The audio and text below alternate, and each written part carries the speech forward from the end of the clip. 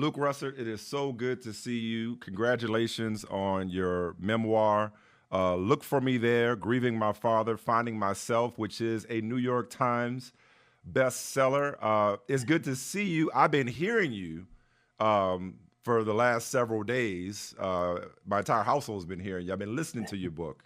You obviously have a great voice, um, and it's been nice hearing you tell your story. Um, I want to broadly start there with the title and ask you a question this way. So the title, Look for Me There. Where is Luke Russert right now on his life's journey? Where are you at this moment? Oh, that's a good question, man. That's like an Oprah question. My goodness. Well, I'm a long way away from when I first met you, which was the PTI newsroom in 2005 Yeah. when you were a 25-year-old hungry reporter getting on TV. And it was so cool to see someone near my own age. I was 19 years old. Uh, Yeah. I think where I am now is more so than anything at a place of peace as it pertains to losing my dad. And it was a very long, arduous journey to get there. And part of that was because I never even attempted to get on that journey. One of the things I write about in my book is when I left NBC in 2016 and I started traveling, it was only supposed to be 6 months to a year. And I was trying to figure out, okay, who am I independent of my last name? Who am I independent of my parents? Who am I independent of my hometown, the sort of Washington bubble I grew up in? And ultimately, what I found while I was writing the book is I was doing two things. Is I was trying to look for something, which was acceptance from my own father of not going to be just like him, but I was simultaneously running away from something. And that was Mm. processing grief and dealing with grief. Because if I ever really truly processed it, I think in my own mind, I Hmm. thought, then dad's really gone. And I didn't Yeah. want to face that. So for a long time, I kind of like to look back at 22-year-old Luke, is how old I was when my father passed, and said, okay, stay around there. It's almost an arrested development because you don't want to process those feelings. But I was able to do that. Not everybody gets the opportunity to do that. I mean, I know I've heard from so many people now since this book has come out, which is, I never really faced the grief of losing a loved one because it was just too difficult. And I was like, I was there for many years. But once I was able to Hmm. get through there, it brought me a real sense of peace. It's not closure, but it's peace. Mm. And some people learn how to live with it. And that's cool too. So long as you don't hurt yourself or others, you're doing a good job. What's the difference for you? You say it's not you point out it's not closure, it's peace. What's the difference in your existence? It's a very good question. So I think a lot of people, they hear closure and they think, okay, that means that my father is gone or mom is gone or my loved one is gone, and that's it. That chapter of my life is over. And that's not it. I think your loved ones are all around you. You just have to look for Hmm. signs, and you also have to put yourself in that state. And I had a lot of people after my father passed that said, listen to your dad, listen to your dad. He's there. I never understood what Mm. that meant until I actually got off the hamster wheel, got away from work, and literally took time for myself, just having to wrestle with the voices in my own head. And when I did that, I realized you can get yourself into a place of, oh, what would dad be telling me right now? What would my brother be telling me right now? What would my mom be telling me right now if they're gone? And it's one of those things where I was able to get to that place and then come to this realization of they wouldn't want me to suffer. They wouldn't want me to be so Hmm. sad and angry all the time. They would want me to Hmm. be happy, just like I was when I was around them. And so get there, and, Hmm. and it's different for everybody, but I was able to do it. Let's talk about your dad, Tim Russert. He passed 2008, coming up on 15 years since his passing on Father's Day weekend. For the young people out there, or those who may not be, as plugged into the political world, um, let's give them an idea of the legend that was Tim Russert. How would you characterize his career? He died at the top. And what I mean by that is, like, imagine somebody coming off their, fifth title MVP season, and they die the next day, and that was him. I mean, he had the number one rated Sunday morning political talk show, Meet the Press.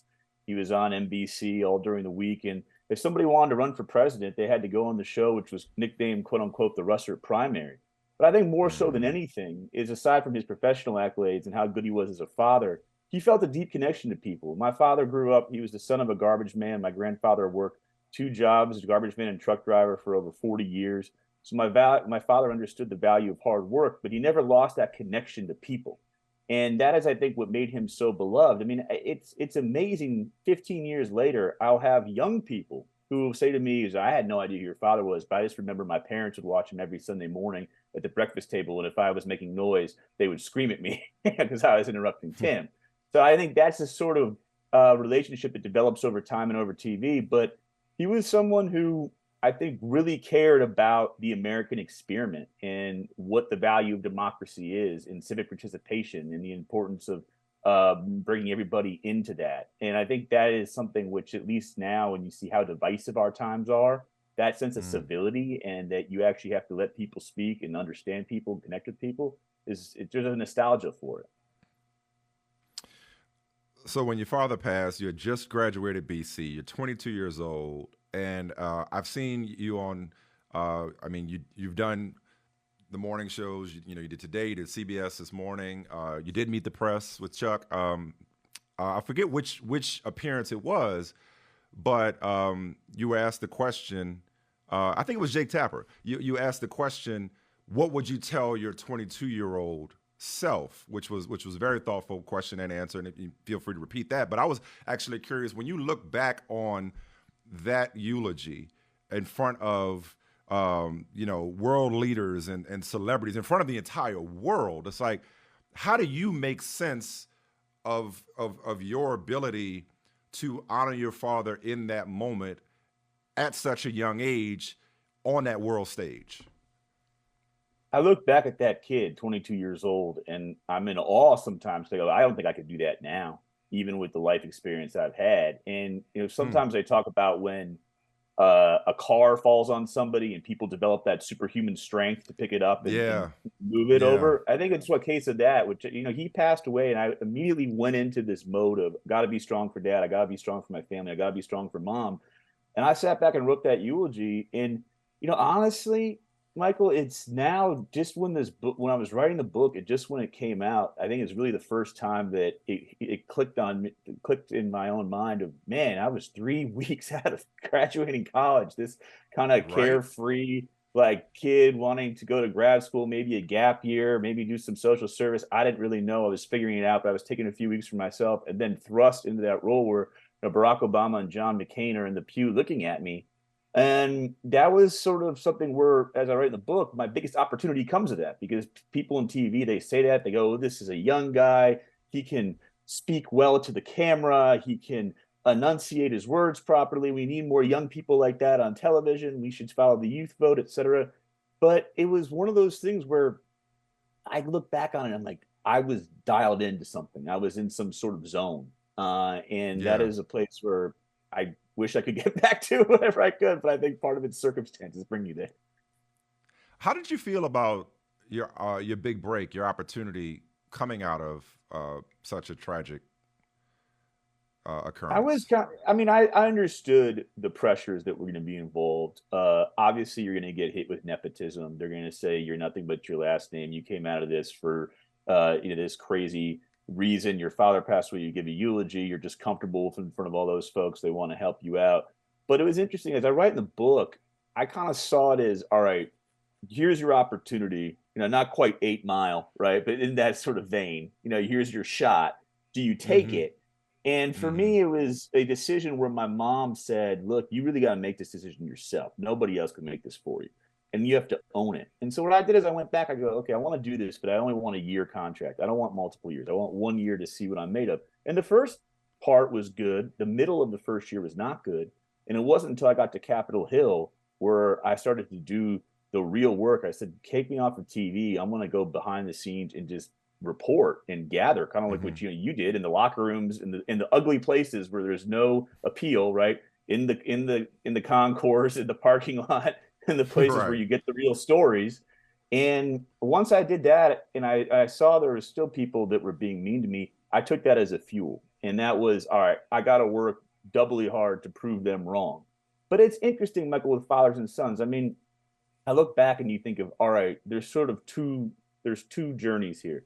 Some people want to outdo their dad. So that's like the Peyton Mannings of the world, right? Like I'm gonna be just like dad, but I'm gonna be better. And then there's other people that go, man, I don't know. My dad's a legend. I'm just gonna do the best that I can. And I think I was on Yeah. that part. Yeah. If I could digress, just for a second. 'Cause I know you're a big sports fan, and we're definitely going to talk about your favorite football team before we get you out of here. But as I was preparing for this conversation and reading your book, and then obviously I'm plugged into sports, my day job. I'm like, I look at Bronny James, I look at LeBron James, and it's like in the world of political journalism, your dad was LeBron. He was one of the goats, and here you are following in his footsteps. Obviously, different set of circumstances. But I look at Bronny going to USC. His dad wants to play with him. Has been outspoken about that. It's like, I don't know. I know you follow sports. Did you see that story and be like, man, I can kind of relate to that? I root for all the sons of. So, like, I think it was a few years ago where Austin Rivers had that playoff game where he got his nose just Yeah. bashed in and absolutely played out. And I wrote a tweet about it. I was like, well, damn. I mean, he only did that because of nepotism, right? Because Austin gets a lot of that. And some people they didn't get the sarcasm on it, but it's great to see, people that ball out like that. And Klay Thompson and Steph Curry have actually even talked about this. They're at another level, but for many years they were just dismissed, as soon as they got into the Yeah. gym, saying, "Oh, you guys, Yeah. you're scared because your dad, etc." So I think there's that fuel. I think with Bronny, I mean, I've been following him his entire career. I root for him. I think it'll be really interesting because at this next level, especially at USC, there's going to be so much pressure. And the only thing I would say to him is that you got a great team around you, it seems. You're grounded. But just remember, the Vipers are going to come at you from every side now, more so than they have been in high school. Because as soon as you turn 18, and that was one of the things that I thought, like, oh, I'll get into it. My father just passed away. People will be nice enough to me. No. The second they can take a shot at you, they will. So he's just got to be very conscientious of that someone's going to come for him at every moment. I love how transparent you are when it comes to that, to nepotism, the charges of nepotism. And one of the things, this isn't really a question, Luke, as much as it is an observation from listening to the book. I appreciate how honest and how real you are about your privilege. Like you acknowledge it, but you're not ashamed of it. You recognize it, but you don't regret it. You don't feel, you strike a really nice balance where you're still very, very relatable, and your story is very relatable and universal, even though your circumstances are obviously not the norm. I really just appreciated the way you met the nepotism and privilege conversation head on, if that makes sense. Well, I appreciate that. And now there's the term Nepo baby. And I Yeah. joke, I was Especially in there from the Hollywood, yeah. beginning especially in Iowa. I was there from the beginning of it. Yeah. But that was one of the things that I think my father used to always teach me was you're always loved, but you're never entitled. And I think if you go back to LeBron, I mean, that's one of the things that seems to be he teaches his kids. I mean, they work incredibly hard in the gym, which is incredibly nice to see. I just think people in the society now, one of the things we suffer from is a real lack of self-awareness, no matter where you are in on the scale. And that's one of the things where in our social media and instant gratification world that we live in, people get these ideas of themselves that are really out there and wild. And I always like to say, all right, you're an influencer with 400 followers. Like, okay, that's great, but it doesn't give you the right to be mean to somebody you shouldn't be mean to somebody at a restaurant, no matter who it is, but the 400 follower person, especially not. At least get up to Kylie Jenner numbers before you even think about that. Yeah. Yeah. No, absolutely. All right. So back to your career. And so you leave NBC in 2016, Emmy Award-winning journalist in your own right. Very, very good. Not just Tim Russert's son, but very, very good. And you leave, first of all, great timing, by the way. We'll get back to 2016, but like in 2023, have you ever looked back and said, man, I got out just at the right time? Because if I would have, could you imagine having to work in this current climate with the last president or even the first 4 years of this president? I got a taste of it because I covered the last president on the campaign trail a little bit. But what was interesting for my career is because I went in '09, and I always say that when my dad passed, it was sort of the end of the era. And what I mean is the end of the era of the broadcast news in the morning, broadcast news at night, cable during the day, and the newspapers, and that's what drove the news cycle. And it was around 2010, 2011 when Twitter really picked up. Yeah. You started to Yeah. get news in your face 24/7, just punching you in the face. And that changed a lot. And I don't think politics has ever recovered from it. I was in a unique position to sort of see that anthropologically, right? Sort of being inside of it, knowing what the old system was like with dad, and then seeing how that really shifted overnight with politicians and journalists just going to this technology and grasping to it. But the one thing I tell people is you have no idea what the technology is going to do down the line. And now everything's on TikTok. There could be some other different app. And the politicians are always behind, but the extremists are always ahead. So they can Hmm. take it and craft these their own narratives. And unfortunately, I think that's where a lot of politicians live now, is they want to live in their own echo chamber because no one challenges them. It's really easy. They speak to their voters and they only really try to go to the middle right around election time when they have to. The rest of the time, it's turn out the base, turn out the base, turn out the base. So yeah, Yeah. I would agree with you. It's not that I'm not missing that, and Yeah. it's just like you remember what it was like growing up. Like okay, occasionally someone would say a bombastic thing, but most of the time it was let's work together because hey, there's money to be had for a bridge project. I want to get reelected. I'm going to need some swing voters, and now it's just nope, nope. Yeah. And how we've embraced sort of the worst elements of our culture, especially on the right, it's been quite sad. uh, I'm gonna get back on track in a minute. You're not missing it, but the country, the discourse, the discussion, the industry certainly still misses Tim Russert. I know you talk to him a lot, and you reflect on him a lot. Have you ever thought about, or do you have an idea of what he could have contributed to the conversation and the coverage in the last 15 years, or even just what he would say about where we are right now? It's a very good question. I think first and foremost is he practiced civility, and that civility gave him a sense of respect on both sides. So people knew that when he was talking, it wasn't partisan. And some folks would take partisan shots at him, but for the most time, the vast majority of people trusted him, and he was very conscientious of that trust and always worked to try to honor that as it pertained to politics. I think if anything, the biggest changes that would have upset him were just how fragmented the landscape is now.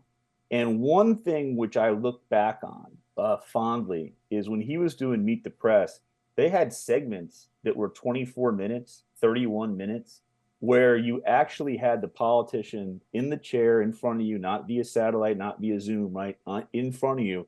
And it was like a prize fight. And Mm-hmm. that's when the politician, there was enough time to get them on the record, show the differences where they were that day versus 3 or 4 years ago, 10 years ago, et cetera.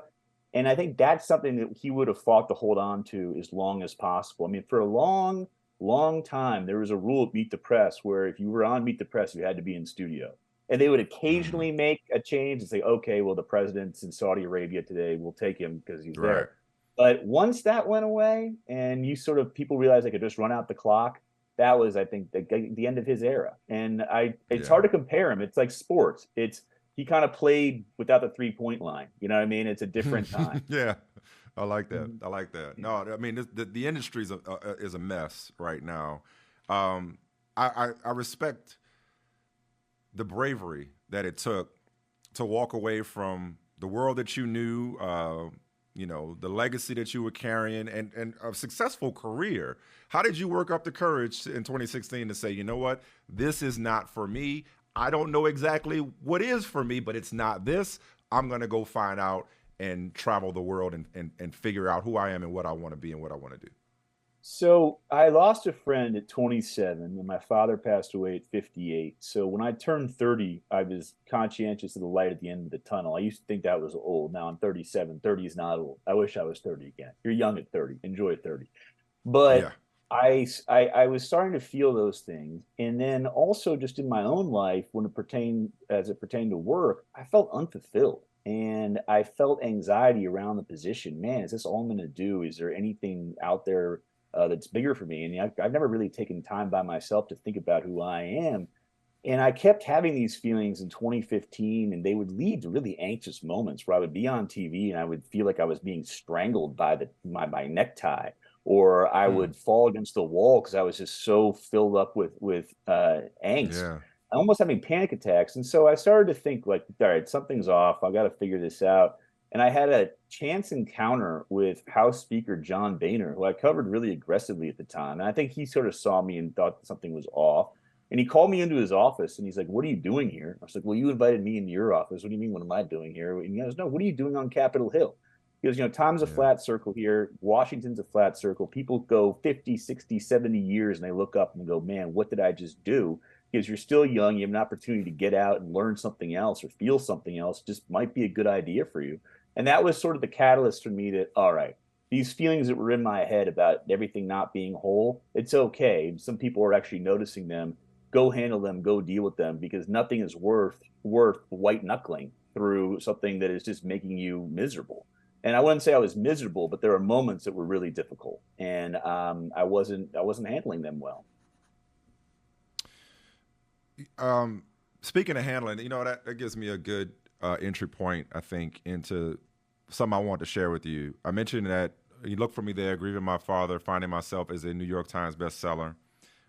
It's being received very well, not surprisingly. It I imagine that it's done wonders for people struggling with grief or just who are on their own journeys for self-discovery. I'm blessed to not be able to relate to that experience. I still have my father, I still have my stepfather. I obviously, lost my grandparents, but my father is still with me. Luke, I actually read the book though. Point I'm getting at is I read the book from the perspective of a father. And it really, really touched me because I guess timing. It's also not just what you read, but when you read it and where you are in your life when you're reading something or listening to it, as a case where maybe. So I'm listening to your book, and my oldest daughter is a couple of days away from turning 17. She's got one foot out the door. My son just turned 15, and my youngest daughter's 10. And so I think a lot about, because father is my number one job. It's my favorite role. It's my favorite part of me. It's what I identify most as. So I'm doing a lot of reflecting anyway, independent of your book, about how can I be a better father? Because as the saying goes, the biggest mistake we make is believing that we have time. And you were 22 when you lost your dad. My oldest daughter's 17. My son's 15. It's like, I was, it was moving to listen to you recount the last conversation with your dad when he was trying to hook up the Xbox in your dorm room. It's like, we don't know when that last conversation is. We don't know when that last encounter is going to be. We don't know the last time we're going to get to say I love you or the last thing we're going to do together. And so I try to just be more intentional about my time. I mean, I've always spent a lot of time. I can safely say, Luke, and thank you for indulging me. I can safely and confidently say that I haven't missed a lot because of work. I haven't missed a lot. And even when I'm home, I've made a conscious effort to be present. But I don't always succeed. I don't fear failure, Luke, but I do fear failing as a father or falling short as a father, because we get one shot at this. We get one shot, and we don't know how long it is. We don't know how long we have them. So what inspired me, I'm gonna try to land the plane here. What inspired me and what touched me about your book is I said to myself, I want Savannah, Mason, and Maya to have that kind of reverence for me. I want them to feel that kind of connection for me. You've called your dad your best friend over and over. I want to be sure that my son looks at me as his best friend and looks fondly on whatever time we had. Sometimes I might lose my temper every now and then, or I might yell. I don't want those to be his memories at all. You know what I mean? I want to make sure that every conversation we have is one that maybe someday he writes about and tells his friends about, and so on and so forth. So, all right, I had to share that with you. But the question really is like, what was the key to y'all connection? Because I was looking for fatherly advice in the story of your relationship with your father. You're making me tear up there, Michael. That was really beautiful and well said. Write that down at some point. I think you touched on something there, which is everything, and that's time. And there's something that needs to be learned about time. I say this, I'm not a father yet. My mom's pressuring me on that every single day. So, well, God willing, we'll be there soon enough. Okay. But what I notice with my dad, and I get this on I get on my friends about this these days. There's a difference between just spending time and then it being real, honest, impactful time. So I have a friend, he's hanging out with his kids, but he's on his phone the entire time. And I said, look, I'm not going to teach you Hmm. how to parent, but if you're on your Yeah. phone the entire time, these kids are just running around. It's not like dad's there. Dad's there, but Right. dad's there as much as You're not a present. garbage can is. No, he's not Yeah. present. He's just sort of standing Yeah. there. And what my Yeah. dad did, and I didn't appreciate this until I worked at NBC and I worked in the business, was you know how grueling it is. You know how long the hours are. You know how you're getting incoming from the outside, you're getting internal struggles that are coming at you, power struggles within a company. You're dealing with so many things just on top of the normal job, right? And despite all that, despite the success that he had, he always made sure that he would give me honest time. And that would talk about what was going on in my life at that day, talk about my friends, ask them how they were doing. He would sort of chart out, okay, what do you have on the horizon for tests or quizzes? Or what's the big sports game that you have that you might want to get that work done ahead of time so we can enjoy it, et cetera, et cetera. And I always felt like it was a person who really cared, that it wasn't just forced. And he knew when to pull back, he knew when to Hmm. pry. Um, and that was something that I'm just just so grateful for all these years later, was that it was somebody who cared and cared honestly. And it's one of those things where it's hard to teach that, right? I think part of it's Yeah. intuitive, but there is this element of, okay, when you're around your kids, like they're way smarter than you think they are. Like take a real interest in them and what their activities are and try to relate to them. And he always did that, and I'm forever grateful for it. No, I appreciate that. It just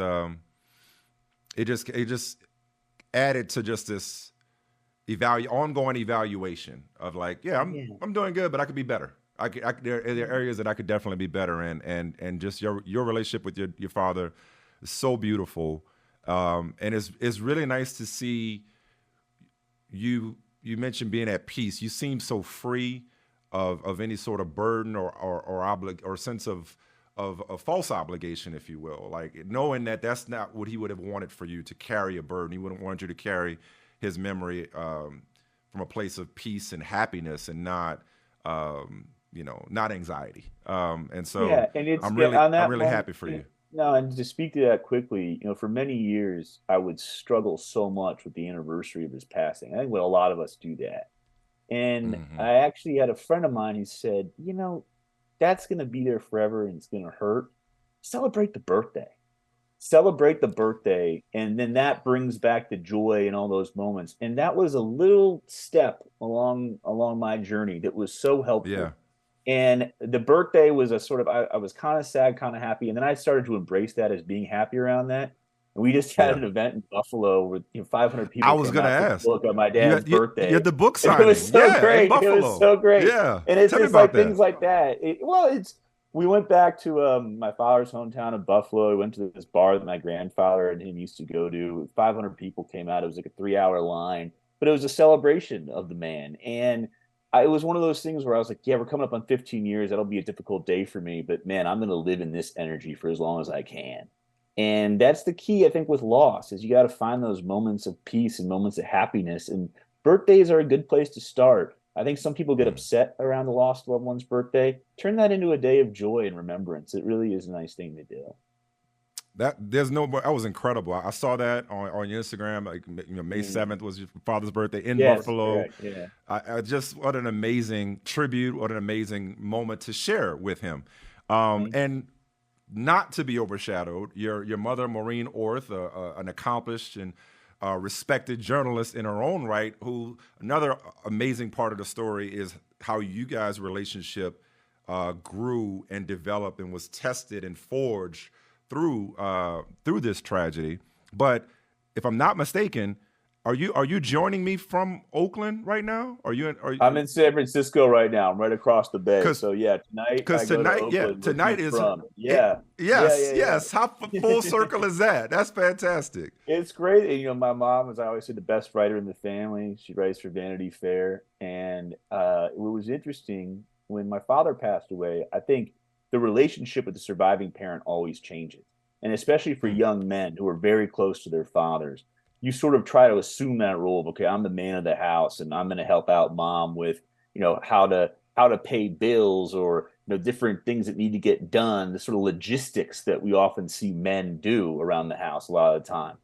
And I tried to do that, and it was with some success, but I never really knew who my mom was independent of being mom. And it wasn't until I mm. traveled with her in my 30s, and I used to go one on one with dad all the time. We go to games, we go to spring training, we go to the Final Four. Like, we had all this bonding male time.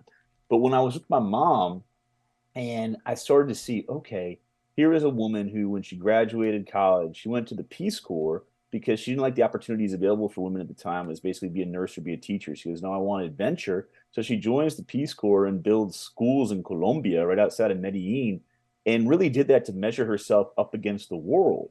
So when I see that in her, I realized the reason she was so hard on me growing up is that she wanted me to know that how the rest of the world lived, but also just how hard you have to grit and grind to get things done. And she would say, oh, your father spoils you too much. You're giving too much for your dad. Like, you got to go out there and earn more. And I was like, well, mom, I'm getting good grades. Like, I work summer jobs, like freight trucks. Like, dad's trying to teach me that. She goes, no, it has to be more, more. Very Catholic upbringing. You must always do more. And Yeah. once I realized who she was as a human being, and that was sort of her origin story, it made our relationship way, way better because I got her. I was like, oh, Yeah. I now know why she was mad that my dad got me Jordans when I was 11 and I was the eighth I man, love that right? story. Right? It's like, you That's what don't I would deserve do. that. I'm the kind of dad. I'm the kind of dad where I will yell and scream and threaten. And then when I come home, I got a box of LaMelos for my son. Yep. And she's like, "You're sending mixed messages." I was like, "But It's hard. it's my It's love hard. language. You know what I mean? Yeah, it What is. can I It say? is. What can I say?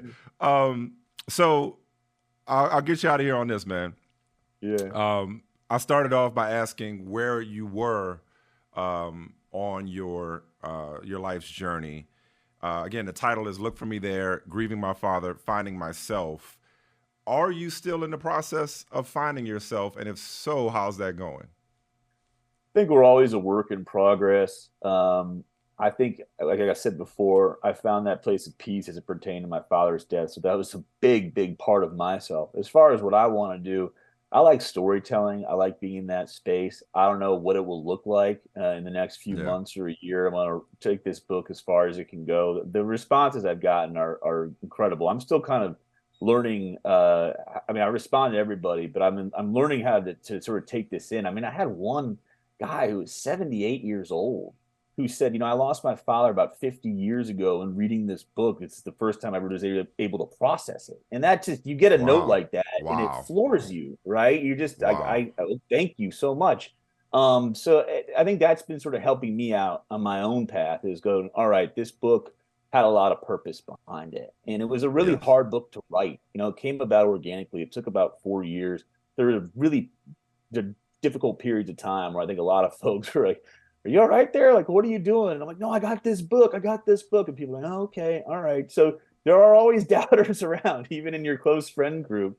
But I Yeah. was able to pull it off, and I'm just I'm basking in it for the moment. But I think storytelling is a good future for me.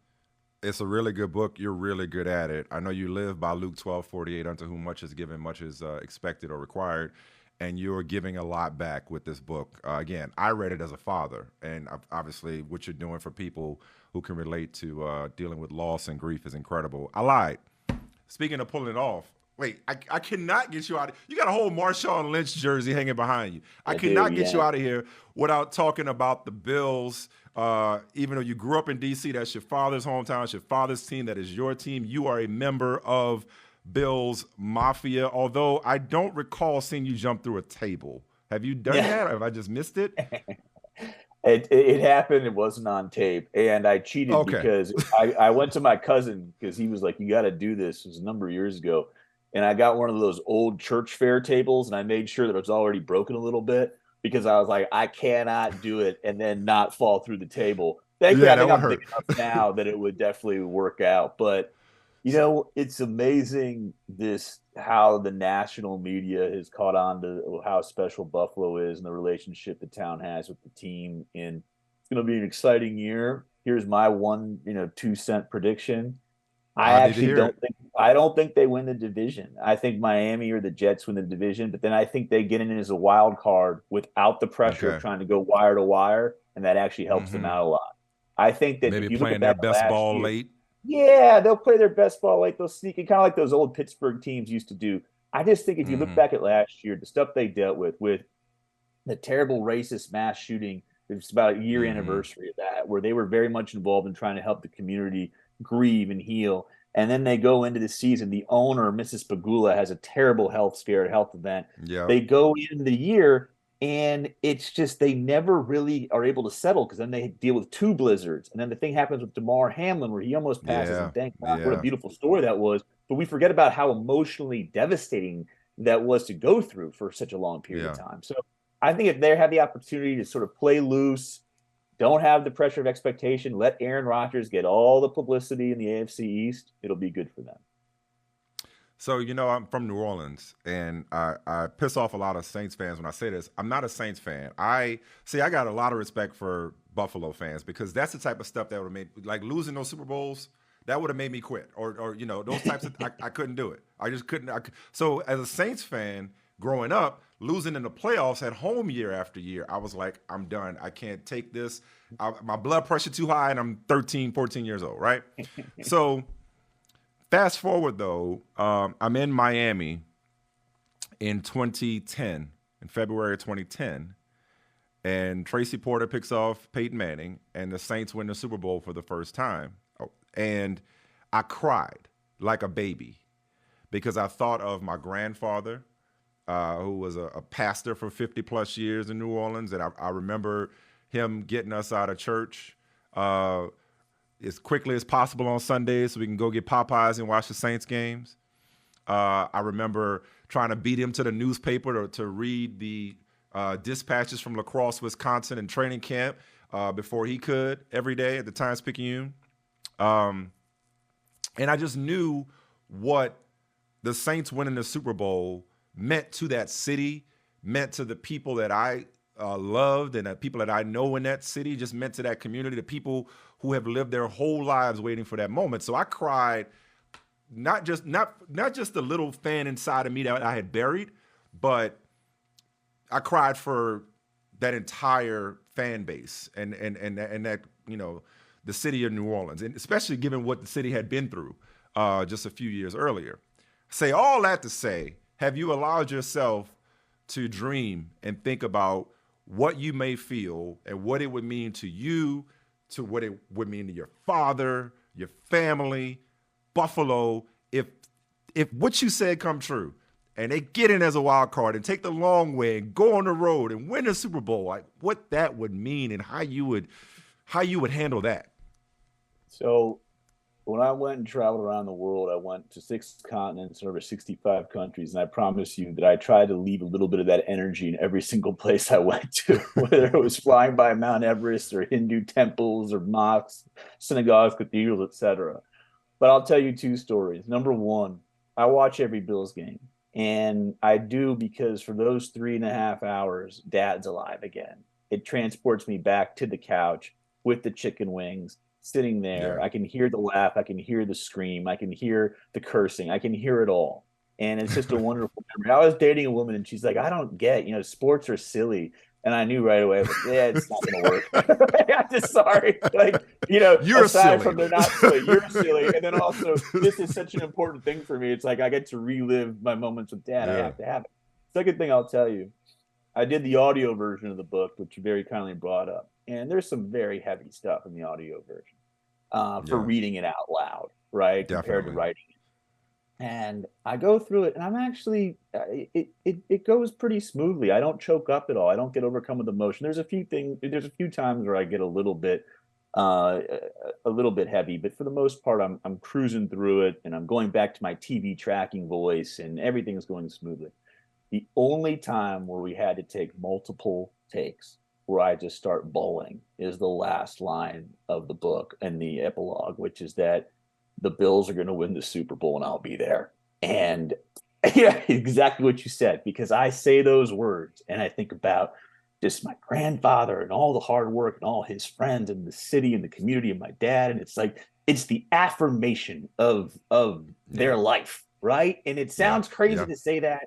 And people who cheer for Dallas or New York and, these big cities, they don't get that to the same degree. But when you're a place like New Orleans, where that team and the community are one, it's everything. They're number one. It's everything. And you know what? Yeah. I don't hate on Kansas City, because it's been great to see with Kansas City with that. It's similar, and they're prideful about it, and they should be. Like, there's just something about that small market ethos where it's you can't compare it to anything else. It's really a beautiful thing. This has been a wonderful time. You've been so graceful with your time. Thank you for spending it with me. I know you've been all over the place, and I'm honored that you accepted this invitation. Are you kidding? The book is incredible. I'm so happy to be here. It was an honor for me, and especially because I looked up to you as a young kid. So it's come full circle. It's so happy to sit side to side with you now. And you were very nice to the interns. I'll tell everybody that you were very cool. Yeah. You say, go out and get me something, but you keep the change. And so that was the test we always had. That's okay, right. Mike, that's right. Go get Michael's sandwich, but he's going to give you a 20, and you're going to have $8 left over. So good guy. Yeah. Well, I appreciate you saying that, man. I can't wait to see where you go, where this book goes. It's a New York Times bestseller for a reason. It is helpful in ways you can't imagine. I highly recommend reading it or listening to it, as I have. And all the best to you, Luke. Congratulations. Thank you so much, my friend. Take care. Let's talk again soon. Hey, let's talk when the Bills win this thing, all right? Go Bills. I'll be up here crying for you. I love it. Go Bills. All right, brother. Take care. Take it easy. Bye-bye.